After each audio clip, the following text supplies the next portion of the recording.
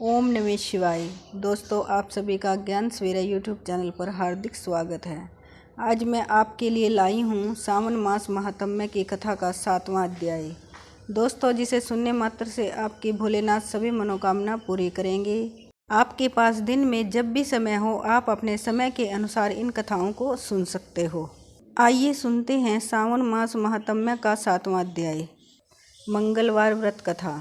भगवान सदाशिव ने श्री सनंत कुमार से कहा, अब मैं मंगलवार के व्रत का महात्म्य सुनाऊंगा, ध्यानपूर्वक सुनो।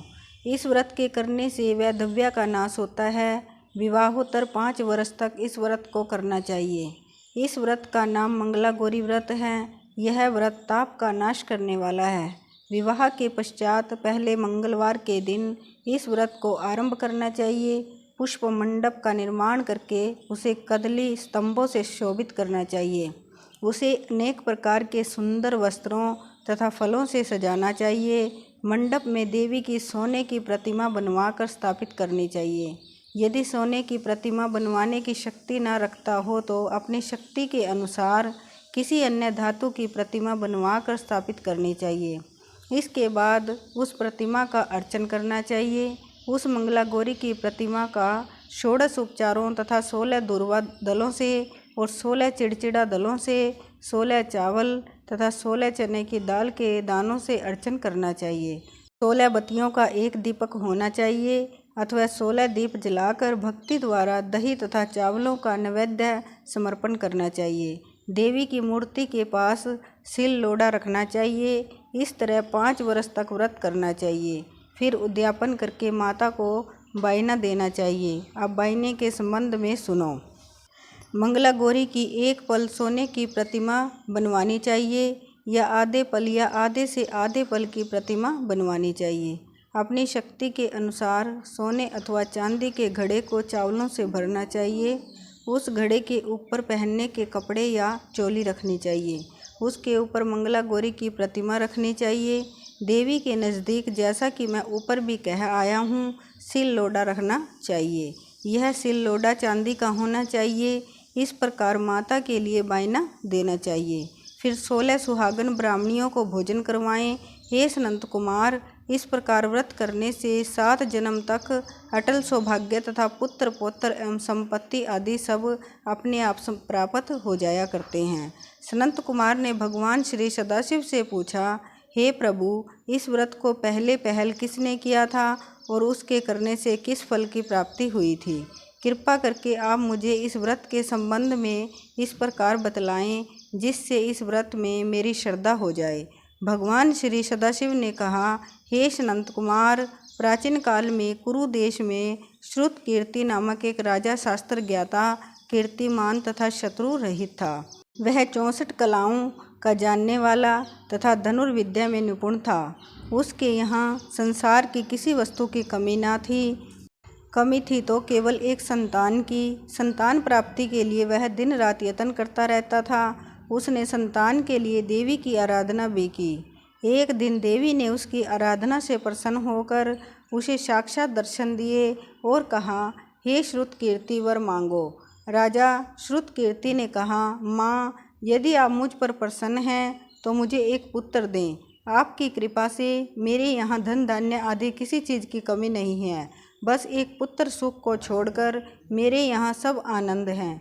राजा के वचन सुनकर देवी मुस्कुराई। उसने कहा, हे राजन, तुमने एक दुर्लभ वस्तु की याचना की है, फिर भी तुमको पुत्र अवश्य दूंगी। लेकिन तुम मेरी बात को ध्यान देकर सुनो। तुम्हारे यहाँ जो पुत्र होगा वह अत्यंत गुणवान भी होगा, किंतु वह 16 वर्ष से अधिक नहीं जिएगा।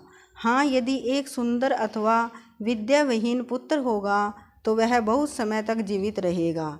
देवी की बात सुनकर राजा चिंताग्रस्त हो गया। उसने अपनी रानी से बात की और फिर उसकी बात से गुणी संपूर्ण लक्षण युक्त 16 वर्ष की आयु वाला पुत्र मांगा। देवी ने कहा, राजा, मेरे मंदिर के मुख्य द्वार पर आम का पेड़ है। मेरी आज्ञा है कि तुम उस पेड़ से एक आम तोड़कर अपनी रानी को खाने के लिए दो। उसको खाने से रानी को अवश्य में गर्व रहेगा। राजा ने प्रसन्न होकर देवी के मंदिर के मुख्य द्वार पर जो आम का पेड़ था वहाँ से एक आम तोड़कर अपनी पत्नी को खाने के लिए दिया। रानी ने देवी के आदेशानुसार फल खाया और 10 मास के पश्चात उसके यहाँ देवपुत्र तुल्य पुत्र पैदा हुआ। हर्ष शोक से संपन्न राजा ने राजकुमार का जातकर्म आदि संस्कार करवाया और भगवान सदाशिव का ध्यान धरकर उसका नाम चिरायु रखा। लड़का अपने माता पिता की देखरेख में चांद की तरह बढ़ने लगा। दिन बीतते चले गए और उसका 16वां वर्ष आरंभ हो गया। राजा रानी दोनों को चिंता सताने लगी। राजा ने सोचा, मैंने यह पुत्र बड़े कष्ट से प्राप्त किया है, अपनी आंखों से मैं इसकी मृत्यु कैसे देख सकूंगा। यह विचार करके उसने राजकुमार को उसके मामा के साथ काशी भेज दिया। जाने के समय रानी ने अपने भाई से कहा, तुम कार्पटिक वेश धारण करके राजकुमार को काशी ले जाओ। मैंने इसके जन्म से पूर्व भगवान श्री सदाशिव से प्रार्थना की थी कि हे प्रभु, पुत्र प्राप्ति पर मैं उसे जगतपति की यात्रा के लिए भेजूंगी। तुम इसको इसी समय काशी ले जाओ, इसकी देह प्राण की रक्षा करना। रानी का भाई अपनी बहन की बात सुनकर भांजे को साथ लेकर काशी चला गया। कई दिन की यात्रा के पश्चात वह आनंद नगर पहुंचा। वहां पर वीरसेन नामक राजा राज्य करता था, जो कि शास्त्र ज्ञाता, कीर्तिमान तथा शत्रु रहित था। उस राजा की कन्या मंगला गौरी अपने रूप लावण्य के कारण चहुं ओर प्रसिद्ध थी। मानो वह राजकुमारी आकाश के चांद की तुलना में धरती पर चांद थी। जिस समय राजकुमार चिरायु तथा उसका मामा आनंद नगर में शहर से बाहर के शाही बगीचे में पहुँचे, उस समय राजकुमारी मंगला गौरी अपनी सखी सहेलियों के साथ खेल रही थी। राजकुमार चिरायु तथा उसका मामा खेलती हुई लड़कियों को देखने लगे। खेलती हुई लड़कियों में से एक ने क्रोध में भरकर राजकुमार को रंडा कहा। उस बालिका को क्रोधित और दुर्वचन कहते देखकर राजकुमारी ने उस बालिका से कहा, हे सखी, तुम दुर्वचन क्यों कहती हो? मेरे संग अयोग्य वाणी बोलने वाली कोई भी स्त्री नहीं है। देखो, मंगला गौरी के प्रसाद एवं मंगला गौरी व्रत के प्रभाव से मेरे हाथ से जिसके माथे पर चावल गिर जाए, उसके साथ मेरा विवाह हो जाने पर यदि वह थोड़ी आयु वाला है तो भी चिरायु हो जाएगा। इसके बाद सब बालिकाएं अपने अपने घरों को लौट गई। उस दिन राजकुमारी का विवाह वाल्हिक देश के दृढ़ धर्मा राजा के पुत्र सुकेतु नाम वाले राजकुमार से होने वाला था, लेकिन सुकेतु मूर्ख, कुरूप तथा बहरा था। वर पक्ष वाले उसकी बजाय विवाह मंडप में अन्य अच्छा वर ले जाने की इच्छा प्रकट कर चुके थे। विवाह के पश्चात सुकेतु के बजाय प्रस्तुत वर को भगा दिया जाएगा और सुकेतु वाल्हिक देश को अपनी पत्नी लेकर लौट जाएगा। ऐसा विचार करके वर पक्ष के कुछ आदमी चिरायु के पास जाकर उसके मामा से कहने लगे, यह बालक तुम हमें दे दो, इसके द्वारा हमारा कार्य सिद्ध होने वाला है। इस भूमि पर परोपकार जैसा अन्य कोई धर्म नहीं है। उन लोगों की बात सुनकर चिरायु का मामा प्रसन्न हो गया, क्योंकि वह बगीचे में मंगला गौरी की बात सुन चुका था। उसने वर पक्ष वालों से कहा, आप लोग इस लड़के को क्यों चाहते हैं? विवाह के लिए वस्त्र, गहने आदि तो मांगे जा सकते हैं, लेकिन कोई वर थोड़े ही मांगा जाता है। फिर भी मैं आपकी बात रखता हुआ लड़का आपको दे रहा हूँ। वर पक्षीय जन राजकुमार चिरायु को विवाह मंडप में ले गए और विवाह कार्य सिद्ध हो गया। जब सप्तपदी आदि कार्य होने के बाद रात में राजकुमार मंगला गौरी के साथ सोया, तभी उसका 16वां वर्ष समाप्त हो रहा था।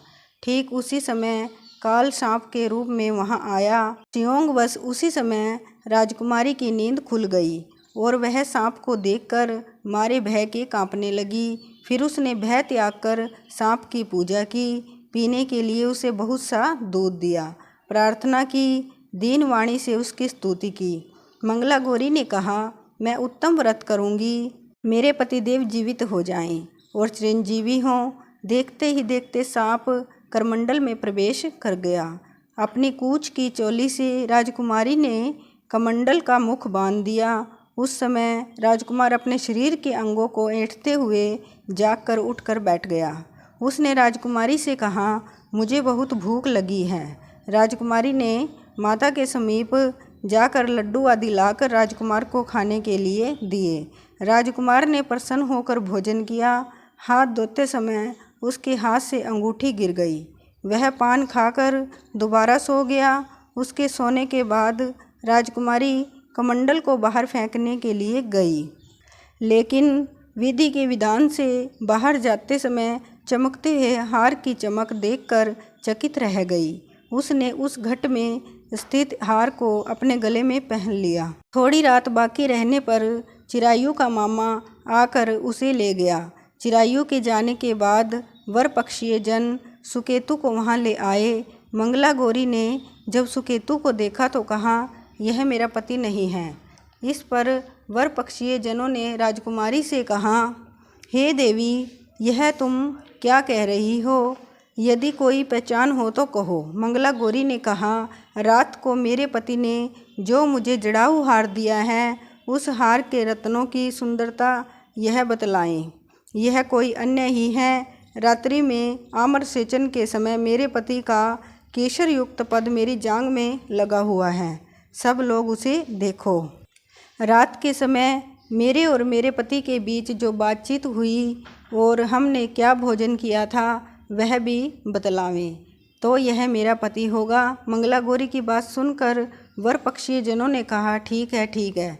लेकिन सुकेतु उपरोक्त प्रश्नों में से किसी एक का भी उत्तर नहीं दे सका। इस पर कन्या पक्ष वालों ने उसके साथ राजकुमारी को भेजने से इनकार कर दिया और वर पक्षीय जन अपना समूह लेकर जैसे आए थे वैसे ही लौट गए। मंगला गौरी के पिता महाराजा वीरसेन ने प्रसन्न होकर एक महान यज्ञ रचाया। उसने यह भी सुना कि वर पक्षीय जन किस प्रकार अपने कुरूप राजकुमार की बजाय किसी अन्य सुंदर युवक को विवाह के मंडप में ले आए थे और उसके साथ मंगला गौरी का विवाह हुआ था। अब मंगला गौरी राजमहल के बरामदे में एक चीक की ओट में बैठ गई और प्रत्येक आते जाते यात्रियों को देखने लगी, ताकि उसमें कहीं उसे चिरायु दिखाई दे जाए। उधर चिरायु भी अपनी ससुराल का हाल जानने के लिए अपने मामा के साथ वहां आन पहुंचा। ज्यों ही वह चीक के सामने से गुजरा, मंगला गौरी ने उसे देखकर कहा, पिताजी, पति आ गए हैं। राजा ने तुरंत ही मामा भांजे को राजभवन के भीतर बुलवा भेजा।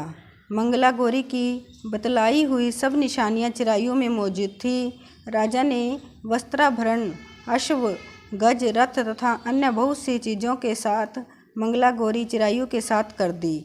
उसके बाद चिरायु राजा वीरसेन से विदा होकर अपनी पत्नी और मामा के साथ उलनंदन सेना सहित अपने नगर को गया। जब उसके माता पिता ने लोगों के मुख से उसकी वापसी के संबंध में सुना तो उन्हें इस बात का विश्वास नहीं हुआ। वह सोचने लगे कि भाग्य के विपरीत कैसे हो सकता है। वह अभी यह सोच ही रहे थे कि राजकुमार चिरायु ने माता और पिता के चरणों में प्रणाम किया। माता ने उसका सिर सूंघा और उसके आनंद का कोई वारा पार ना रहा।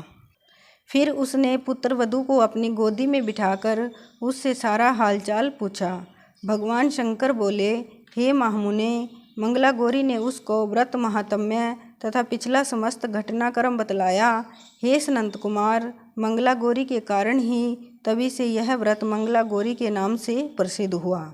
इसे जो कोई भी सुनेगा अथवा इसका कीर्तन करेगा उसके सभी मनोरथ सिद्ध हो जाएंगे, इसमें संशय नहीं है। श्री सूत जी बोले, हे ऋषिगण, भगवान शंकर ने सनंत कुमार से इस व्रत को कहा और वह इस कार्य की सिद्धि वाले व्रत को सुनकर गदगद हो उठे। उनको इसके सुनने से परमानंद की प्राप्ति हुई। बोलिए गौरी शंकर भगवान की जय।